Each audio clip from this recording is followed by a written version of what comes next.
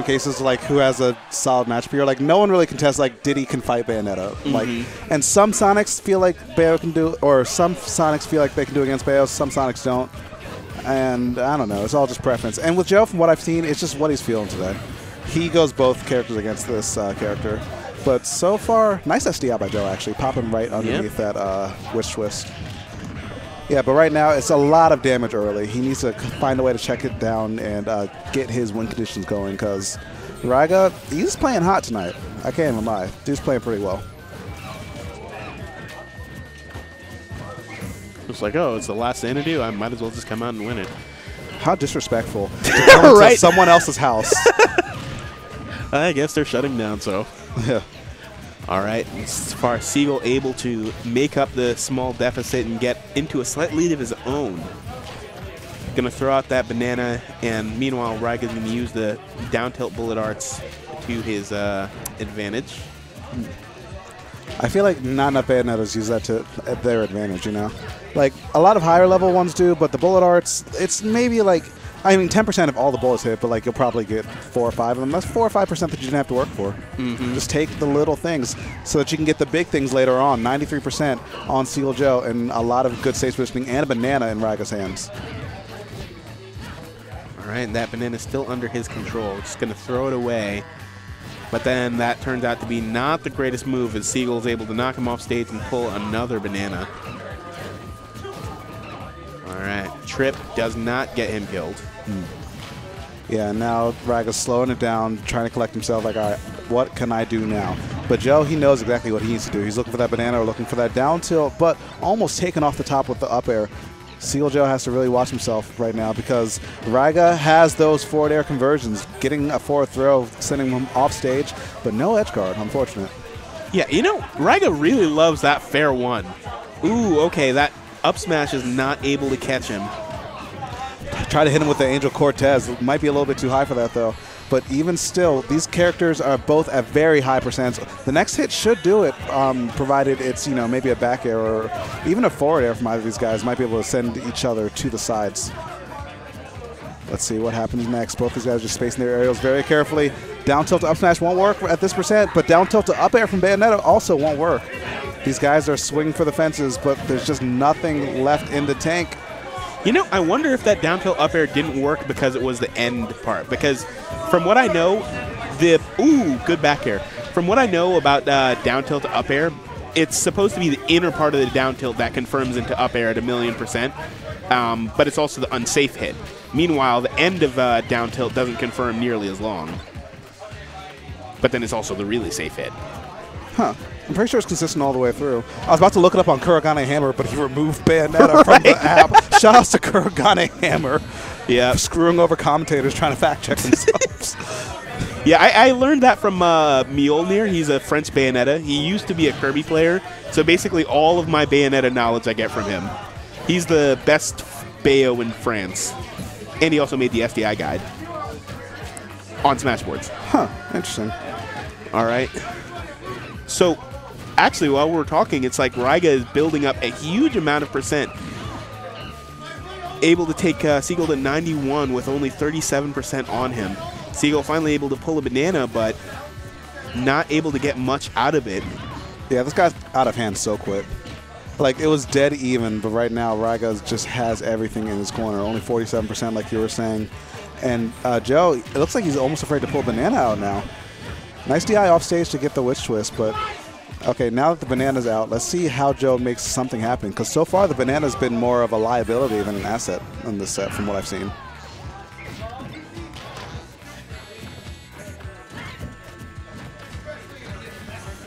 Yeah, now I'm looking at it closer. Raiga's actually doing an amazing job in this Diddy matchup. Yeah. You can tell that he has a lot of practice in it. But from where? Who does he practice with? Unfortunately, I'm not that familiar with like the like Pennsylvania and Philly scene like that. Like, I know they have some very strong players, but they just unfortunately don't get the exposure, at least like from what I've seen. Because I'm always looking for some streams, but I never really see any tournaments out there. That was a good edge guard attempt, just throwing out hitbox after hitbox right at the ledge.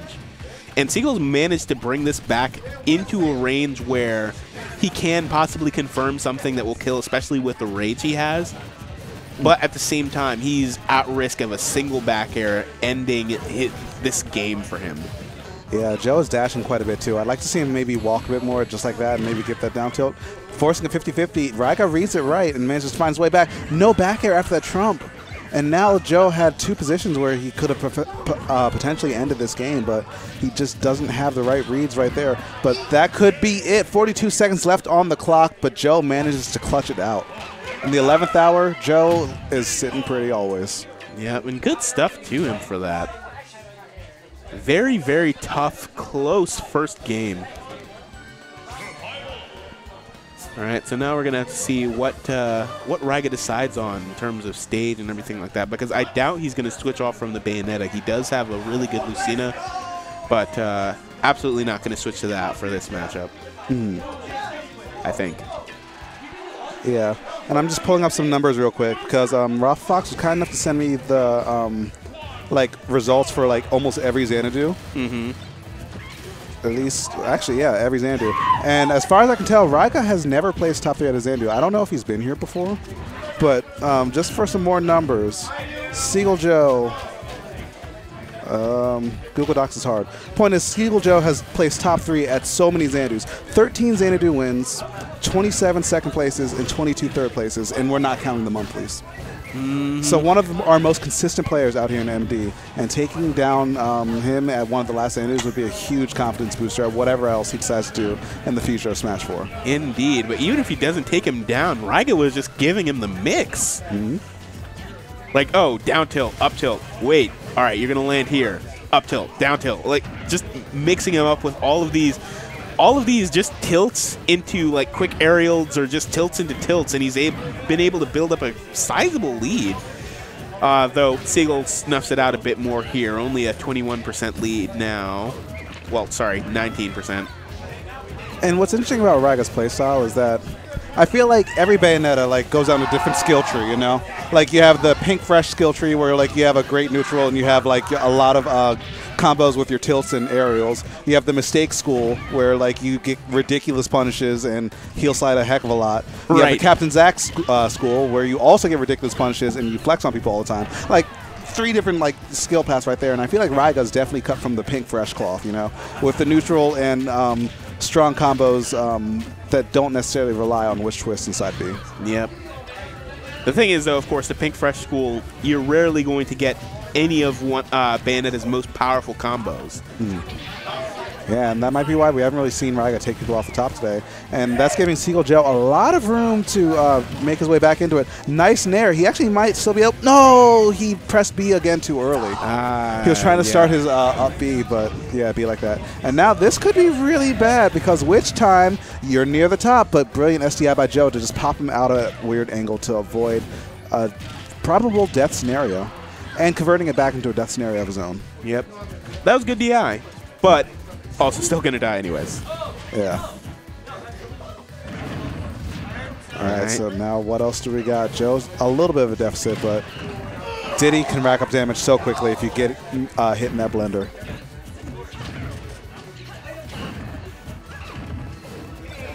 Can we talk about that forward air hitbox? Yeah, what about it? It's fine. Seems pretty balanced. All right. Oh! Nice read on that. Honestly, though, I like it, but I feel like that's something you maybe save for kill percent. I mean, damage is damage. Yeah, damage is definitely damage. But now Seagull's aware of it. All right. Slowing it down. Both these players are just trying to get them a little bit more percent on them. Raiga's just throwing out those guns. And Joe's just trying to get that banana out, but so far he hasn't been able to make any plays with banana at all. It's just not really been working out for him, but that down tilt might be the key to victory that he needs. Tries to do another angel drop, but Raiga's seen it all before, and he's ready to take it all back. Do not play cheeky with me on the ledge like that, my friend. Yeah, good stuff for Raiga, managing to make a quick conversion from that side B into the back air. All right, and we'll honestly, that's one of the reasons why I personally prefer to SDI out on high percents, because the thing is, if you SDI out on side B, then you can't get hit by the back air. On the other hand, now you can be hit by other things. For example, witch twist. But once you're at that high of a percent, the witch twist isn't really going to convert into anything in and of itself. You might get another side B into another side B into an up air. That's still a lot of damage. Like, of course. when you put it like that. Yeah. Comparatively, you're not necessarily going to die off the side. Pick your poison. And right now, Joe's picking his. Fast check. Yeah. All right, 62% already. It looks like Joe, all he needed to do was get on his stage, and now he's playing way more comfortably. Yep. Nice grab. Raiga over 100%, and Joe only has a single percent, 2% now. Okay. Technically, he just doubled the percent that was just put on him, so nice combo by Raiga. Yep. And you know, the thing is, that's one of the things where it's like, okay, you don't necessarily have to be too afraid of bullet art spam. Because, no. Okay. All right. I mean, Joe will take that. Yeah. It's like, of all the witch time punishes that could have happened, I take those every day. Yeah, but still, that was a lot of damage in the blink of an eye. Joe's already at 76% against a full raise Bayonetta. Oh, no. Okay. I'll say one up air near the top might be enough to do it, but Joe not quite getting the kill, and now over 100. This is, for all intents and purposes, an even game. Tries to wish time banana, but Bash within saves him yet again. Raiga finding his way back to the ledge, and now he's looking for these game 3 witch times, but they're not going to find the mark. Joe draws first blood, and this could be the big shift that he needed. All right. Tries to catch an up smash, but Joe going way too high for that to work out. That'll work, though. That'll work. Philly popping off in the back, supporting their boy. Let's see if he can still make it happen. Game 3, and as far as I know, this is just a best of 3 set. What time is it? Yeah, it's 11. So this is likely a best of 3 set. So. Oh, no, best of 5. Oh, well, best of 5. According Okay. to the banner, at least. All right, I can read, guys, I promise. I'm literate. Funny thing about commentating is that there's no literacy test. They just see if you can talk good, not if you can read good. Pretty much just say things. Yeah. Anyway, nice conversion by Raiga, but not quite getting the witch twist in the right direction. So that's going to be still damage. Puts only a 2% difference between the two, but. Yeah. This is still actually, though, really crazy due to the fact that Seagull started off so well, but then Bayonetta not only has the kill power that Diddy lacks in some areas, or the early kill potential and the raw kill potential, but Bayonetta also has like a really good combo game. Words. As she does, but the back throw is going to put only 1% between these two. Banana's out yet again. I feel like, honestly, Raiga's been playing the banana game better than Joe has. Very interesting. Yeah, I can see that. Just like that. Power shield, catch it. And now Joe's put back on the back foot yet again. All of the work they put in that first stock functionally mitigated by just strong neutral play. All right, and now Joe rolling a lot. Looking for these down tilts. I feel like an up smash might be in the cards if he can get it to happen, but we are reaching the end of that window. And now it actually might not even work anymore. All right. Both being extremely patient. Raiga going to throw out these back airs. And that's going to do it. Yeah, and it looked like the DI was almost there, but Joe just tickling the blast zone and putting Raiga up 2-1. Philly popping off, and they have all the reason to. Joe is on the fringe of falling out of winners finals at the last Xanadu. Yep. Raiga almost going into grands at seemingly his first Xanadu. I don't know if it's his first, but sure as heck his best. Yep. Well then. Let me see here. All right, so both these guys are just taking a little bit of time to compose themselves. A lot of noise going on in the room, a lot of spectators. Last Xanadu, and people are getting hyped for their boys. And this is what it used to be back in the day. Make Xanadu great again. This is how it used to go. We used to get hype out here, and I love to see a little bit of shades of that in the final hours of the last Tuesday Xanadu. All right. And so apparently, I was just listening out in the crowd. Raiga's not ranked in PA this season. He was ranked last season from what I heard. But, yeah, like having an unranked player take, a winners finals at Xanadu is huge, huge. Yep. Though, definitely, so I actually kind of like the Sonic pick here, because the thing is, if you're not going to get off these bananas or anything like that, if you're not going to be able to play banana game as well as you'd like, then Diddy is not going to be nearly as good of a choice. Because that's pretty much one of the biggest things he has against Bayonetta, that he can throw it from outside of Witch Time range. Or at least according to what Zero was saying Diddy's advantages in the matchup were. I think you're dead. Oh, nice DI by Joe. That up air definitely connected, but that DI was just pristine. But oh no, Witch Time. He's too high for a smash attack, and he luckily could not connect the second back air. Must have been stalled from a lot of counter hits. But Joe, he sees back air. He knows he can do it back to him too. Going for a deep edge guard, not finding anything, but both these players are swing for the fences in the air. Homing attack might have been a misinput, but luckily Joe landed on the other side. And he's going for the Joe Classic. He tried to roll back and get the back throw, but not finding its mark. Only 3% separating these two players. The back air and still not doing it, and almost gets hit with the guns too. So close between these two players. A tech chase scenario, and that's going to be the thing that Raiga needed. Side B to up air, and that's going to be Joe on the ropes. His final stock potentially of his winner's bracket life. All right. Oh, Bayonetta. Not getting a huge combo after, but still, hard read by Joe. Not necessarily getting what he wanted off of it. But Joe, he's very adept in this matchup, so he's definitely not stressing about it too much. Yeah, he's probably seen that at least a million times before. All right, that's going to take the stock. Yeah. Only 25%. For Bayonetta, that's really good that you stop the bleeding at that percent, you know. Because I feel like any higher, you are liable to get a combo to kill off the top, but now you still have your SDI options on the table. I feel like for Sonics, he falls like decently fast, so I saw Joe SDI down earlier, so he still has that option on the table for him. Oh no, but another Witch Time. This could be huge. And it is. That was cute, though. It's always funny when Bayonetta like footstools someone in Witch Time, because it almost looks like, oh, this is about to be something, but it literally never is. Yeah, it slows her down too. Very unfortunate. But yep.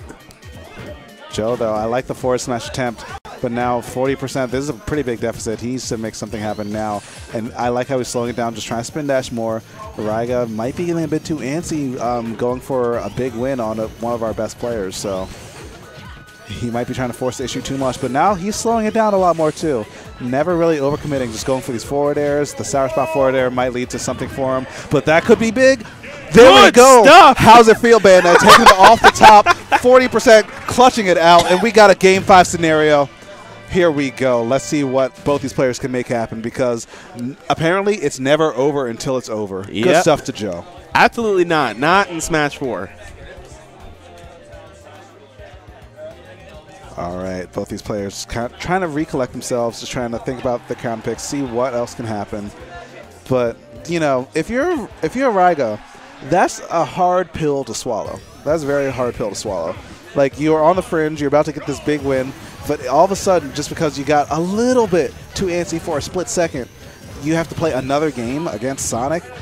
You have to get in on that spin dash again. You have to play against Steel Joe again.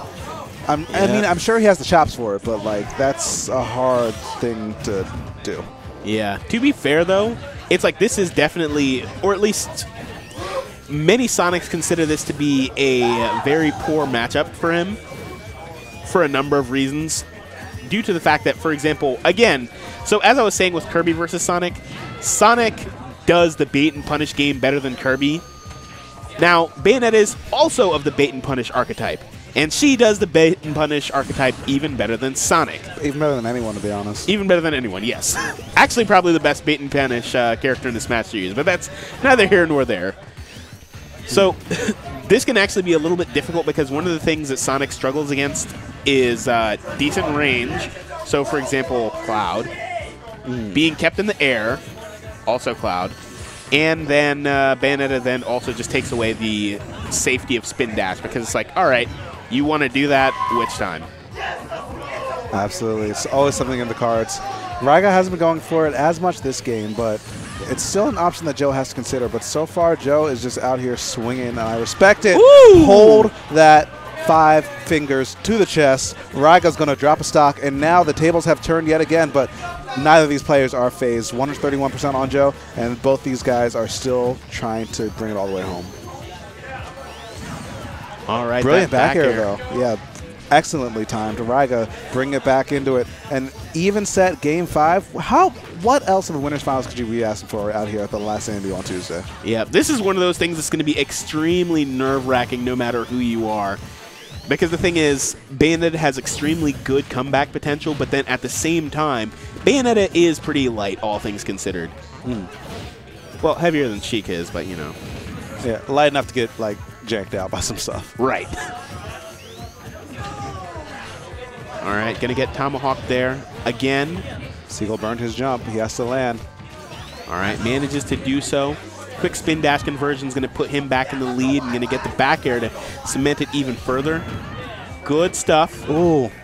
And that air dodge was really good by Raiga. I like how Joe threw out a second up air, because if Raiga had up B there, that could have been curtains for Joe. Yep. All right, so there we go. Yeah, no conversion off that either. This is a very, very good position for Joe.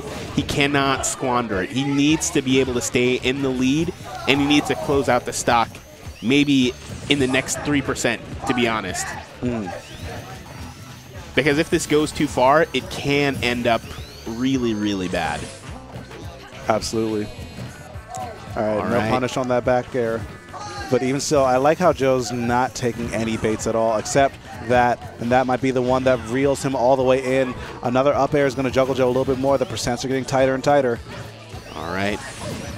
And bats within, taking away a potentially game-winning set, but a forward smash attempt with both sides. Now it's such an even game, but the witch twist is going to make things a lot closer. All right, sour spot back air. And yeah, Raiga's not going to give him that side B off the ledge again. This is such a close game. Bats within, saving the life of Raiga potentially. And now we're going to see a lot of back airs between these two. It's one of their safest options. And just like that, that's going to do it. The Seagull going to take the set. The Seagull Joe Cloud.